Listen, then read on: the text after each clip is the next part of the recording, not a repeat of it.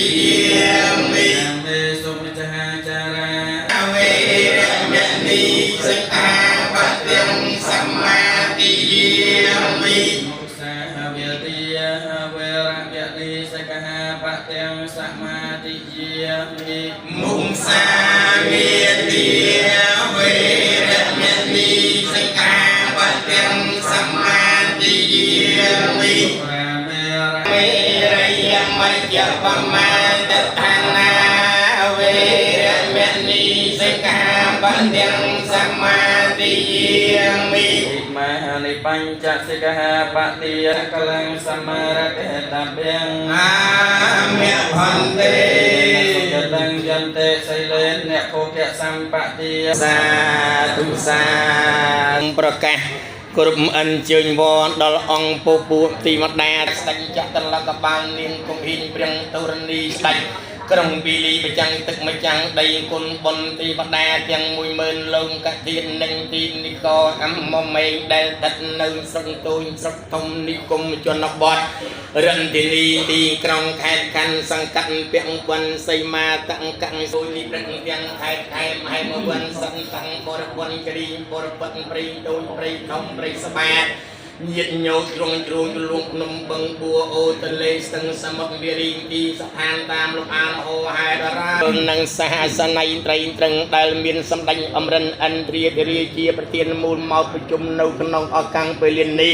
วีไอนาได้จิปีเปรียสไรสักยังมุนีดอประสาได้ประสาเอวะไม่สตังเอกังสมัยยังพระกวีสาวันทยังยาเรเจตวันเนอนาถบันเดกาสารัมเมตาภิกันตายรันทยาภิกันตวันนาเกวลกัมปัญเจตวันนังเอาเพียเสตวายเยนะพระกวีเตนุปสังกัมโยปสังกัมเมตวาพระกวันตังอภิเวเตทวาเอกมันตังอัฏฐะเอวตาภกวันตังเกียรตายะอัจฉริยะไสปนิเทียนตา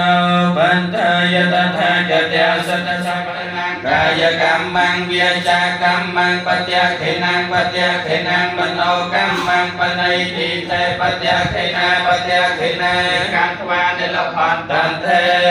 ปัจจเขเนเยกตุสัพพเมียงเกลังបាទសូមគោរពអញ្ជើញលោកមេឃុំតពងបាទសូមអញ្ជើញគូម៉ាបងនៅមេ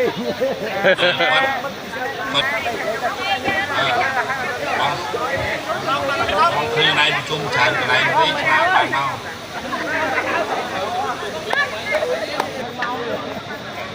អេ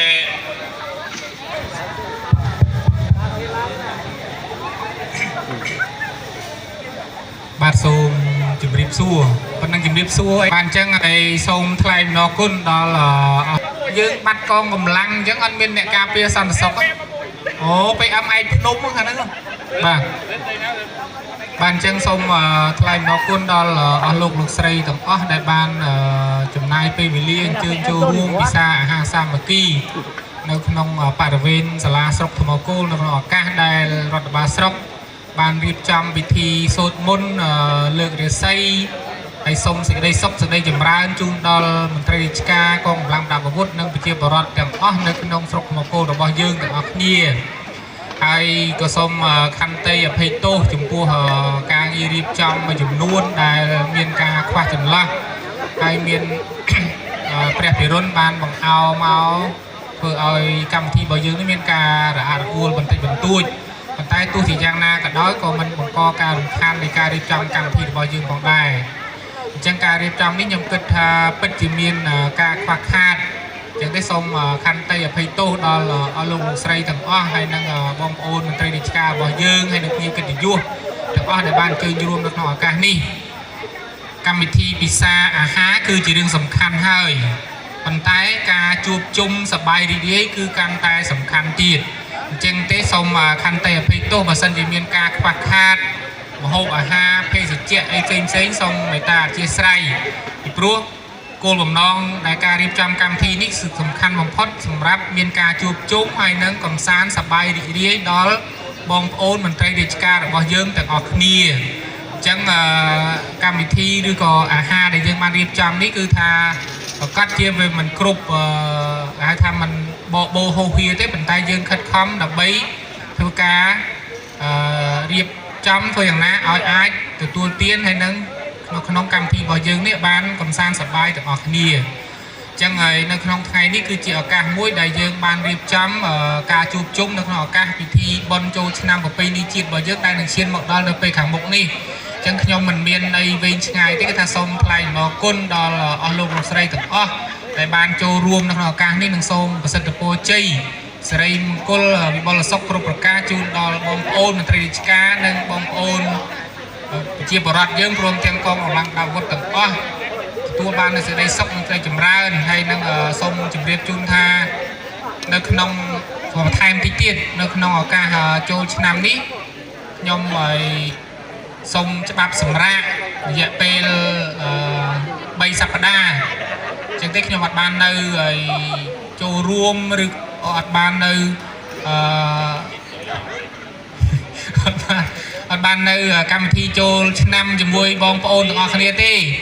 ចឹងទេសូមអធិស្ឋានហើយសូមបងប្អូនយើងដែលមានគណៈអភិបាលមានកងកម្លាំងប្រដាប់អាវុធប៉ុន្តែឥឡូវគាត់ទៅបាត់ហើយប៉ុន្តែផ្ដាំតាមរលកធាតុអាកាស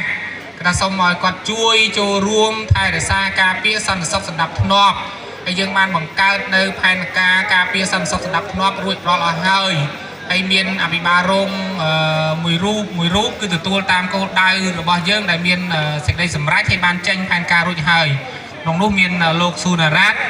មានលោកអ្នកវិជ្ជរៈហើយនិងលោកណក់ស៊ីណុនហើយនោះសម្បត្តិបាទហើយលោកណក់ស៊ីណុនខ្ញុំបកគលសិទ្ធជូនគាត់ដោយសារគាត់ជាអ្នកមូលដ្ឋាននៅក្នុងនេះស្រាប់ហើយគាត់ធ្លាប់កាន់ការងាររដ្ឋបាលអញ្ចឹងគាត់ក្តាប់ការងារបានច្រើនអញ្ចឹងខ្ញុំផ្ទេរសិទ្ធជូនគាត់ហើយរាល់ការងារចាំបាច់ទាំងឡាយទាំងពួងគឺអាចតាក់ទងទៅខ្ញុំរាល់ម៉ោងរាល់ពេលប៉ុន្តែបើសិនតែខ្ញុំនៅគេងគឺខ្ញុំអាចបានឆ្លើយតបទេដល់ពេលខ្ញុំបើកមើលឃើញបានខ្ញុំឆ្លើយតបអញ្ចឹងការងារទាំងអស់បើមានករណីចាំបាច់អាចតាក់ទងទៅខ្ញុំតាមរយៈ Telegram ផ្ទាល់ខ្លួន Messenger ផ្ទាល់ខ្លួន